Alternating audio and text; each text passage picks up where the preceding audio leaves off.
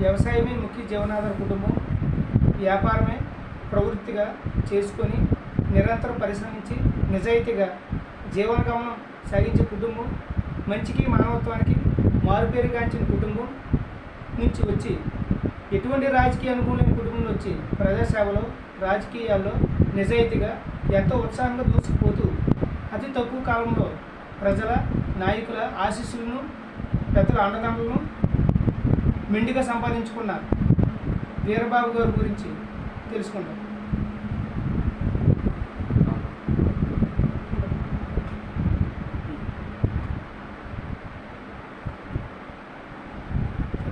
అందరికీ నమస్కారం అండి. గట్టి మాట. నేను నా పేరు సేలామంతుల వీరబాబు, తాళ్ళూరు గ్రామం, గండేపల్లి మండలం. నేను ఒక మధ్యతరగతి వెనుకబడి వర్గానికి చెందిన కుటుంబం నుంచి వచ్చాను.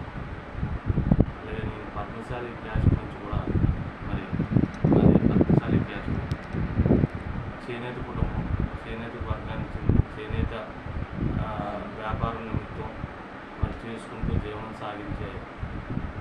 చేసుకుంటూ అలాగే వ్యవసాయం కూడా కొద్దిగా ఉంది.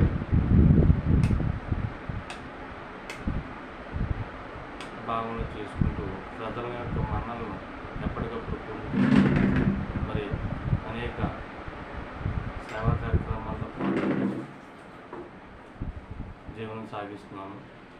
అదే నా జీవితంలో మా పూర్వం నుంచి కూడా ఒక సంఘానికి సేవ చేసే రీతిగా మా పూర్వీకులు కూడా జీవనం సాగించే విధానం కూడా ఉంది.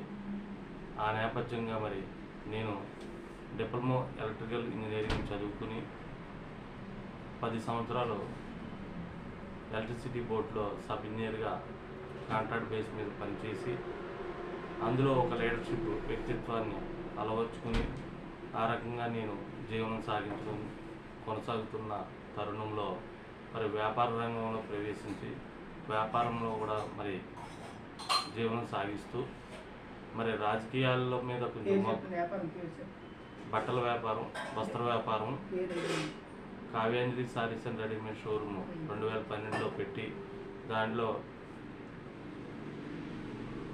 సక్సెస్ఫుల్గా కొనసాగుతూ నేను రాజకీయాల మీద మక్కువతో నేను రాజకీయం వైపు అడుగులు వేయడం జరిగింది. ప్రజాసేవ చేయాలి, ప్రజలకు అనేక రీతిగా ఎక్కువగా దగ్గరగా సేవ చేయాలనే ఉద్దేశంతో నేను రాజకీయ ప్రస్థానంలో అడుగు పెట్టడం జరిగింది. అలాగే ఇప్పుడు 2017 సంవత్సరంలోనే ప్రస్థానం మొదలు పెట్టడం జరిగింది. గతంలో కూడా పంచాయతీ ఎలక్షన్స్లో వార్డు మెంబర్గా మా సోదరుడు పోటీ చేసి నెగ్గడం జరిగింది. అందులో కూడా పనిచేయడం జరిగింది. ఆ ప్రస్థానం నుంచి రెండవ ప్రస్థానంగా నా వంతుగా నేను ప్రజాసేవలో అడుగు పెట్టడం జరిగింది. కాబట్టి ఆ సేవలను అనుగుణంగా ఇంకా ఎక్కువగా దగ్గరగా 10 మందికి ఎక్కువ మందికి సేవ చేయాలనే ప్రజలకి ఉద్దేశంతో పంచాయతీ ఎన్నికల్లో పోటీ చేయడం జరిగింది.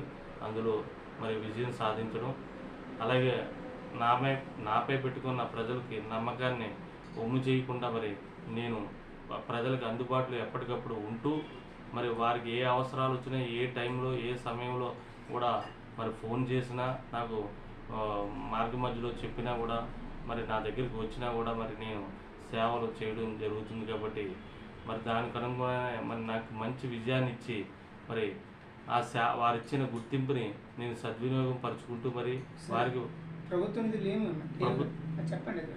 పంచాయతీ ఎన్నికల్లో నెగ్గినప్పటికీ ప్రభుత్వం నుంచి వచ్చే సహకారం కూడా అందలేకపోయినా కూడా నేను పంచాయతీ బోర్డులో ఉన్న అతి పన్నుల ద్వారా వచ్చిన ట్యాక్స్, అలాగే 15 ఫైనాన్స్ ద్వారా కొద్దిగా వచ్చిన నిధులను సద్వినియోగపరుచుకుంటూ యుద్ధ ప్రాతిపదిక మీద ఎవరికి ఏ అవసరం ఉంది, ఏ వార్డులో ఏ రకమైన అవసరం మేరకు అక్కడ పనులను తీర్చడం జరిగింది. కొద్దిగాను దానికి అనుగుణంగా నేను కొనసాగిస్తూ ఇప్పుడు జరుగుతున్న సార్వత్రిక ఎన్నికల్లో కూడా ప్రజెంటు మా నాయకులు నాకు ఇచ్చిన మొట్టమొదటిగా ఇంకొక మాట మర్చిపోయాను.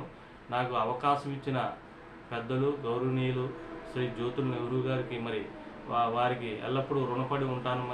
వారు ఇచ్చిన అవకాశాన్ని బట్టే నేను మరి ప్రజాసేవ చేయడానికి కూడా నేను ముందుకు మరి కొనసాగుతున్నాను. అలాగే నా కుటుంబ సభ్యులైనటువంటి తెలుగుదేశం పార్టీ గ్రామ పార్టీ తాళ్ళూరు గ్రామ పార్టీ కుటుంబ సభ్యులందరూ పెద్దలు, గౌరవనీయుల పెద్దలు, అలాగే కార్యకర్తలు అందరి సహకారంతో మరి నేను ఈ రకంగా మసులుకోవడం జరుగుతుంది. కాబట్టి వారి పార్టీలకు అతీతంగా కూడా మరి కొనసాగుతూ మరి ఓ రకంగా మరి ఇప్పుడు జరుగుతున్న ఎన్నికలు కూడా చాలా ప్రతిష్టాత్మకంగా జరుగుతుంది. రాష్ట్ర భవిష్యత్తును నిర్ణయించుకుని మన పిల్లల భవిష్యత్తును కూడా నిర్ణయించుకుని మరి ప్రతి ఒక్కరూ బాధ్యతాయుతంగా మరి ఓటును సద్వినియోగపరుచుకుని మరి మన మెట్ట ప్రాంత ఆశాజ్యోతి అయినటువంటి శ్రీ జ్యోతుల నెహ్రూ గారిని అఖండమైన మెజార్టీతో సైకిల్ గుర్తుపై ఓటు వేసి, అలాగే ఆయన కూడా బీజేపీ, జనసేన, తెలుగుదేశం ఉమ్మడి అభ్యర్థిగా ఉన్నారు కాబట్టి వారికి అత్యధికమైన మెజార్టీతో మరి విజయాన్ని అందిస్తారని ప్రతి ఒక్కరిని ఓటర్ మహాశీలందరినీ ప్రత్యేకంగా గెలుపు కృషి చేయాలి.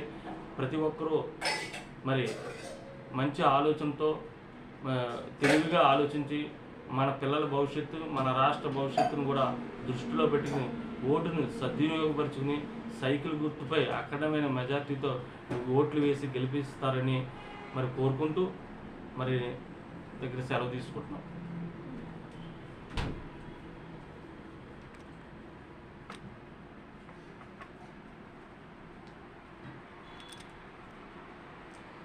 పంచాయతీ సర్వతోముఖాభివృద్ధికి, ప్రజల సంక్షేమానికి, సంక్షేమ పథకాల అమలుకు అభివృద్ధి చేస్తున్న వీరబాబు గారికి నిధులు లేమితో ఉండడం వల్ల అనుకున్నంత సేవ చేయలేకపోతున్న